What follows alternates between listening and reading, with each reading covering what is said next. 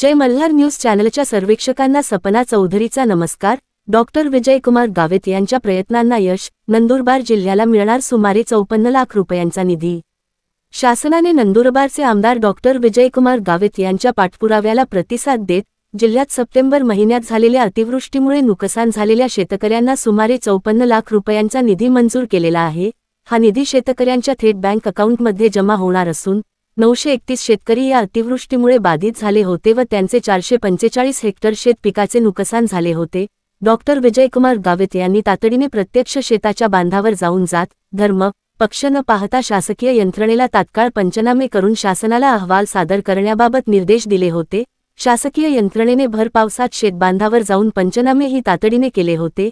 या सर्व परिस्थितीचा शासनाने साकल्याने दखल घेऊन नंदुरबार जिल्ह्यासाठी सुमारे 53,99 लाख रुपयांचा निधी मंजूर केला असून हा निधी शेतकऱ्यांच्या बँक खात्यावर परस्पर जमा होणार आहे। आमदार डॉक्टर विजयकुमार गावित यांनी मुख्यमंत्री, महसूल मंत्री व आपत्ती व्यवस्थापन विभागाचे मंत्री यांचे आभार मानले असून ऐन दिवाळीच्या वेळेस संकटात सापडलेल्या शेतकऱ्याला शासनाने मदत केल्याबद्दल शासकीय यंत्रणेलाही त्यांनी शुभेच्छा दिल्या आहेत। सपना चौधरी, जय मल्हार न्यूज, नंदुरबार।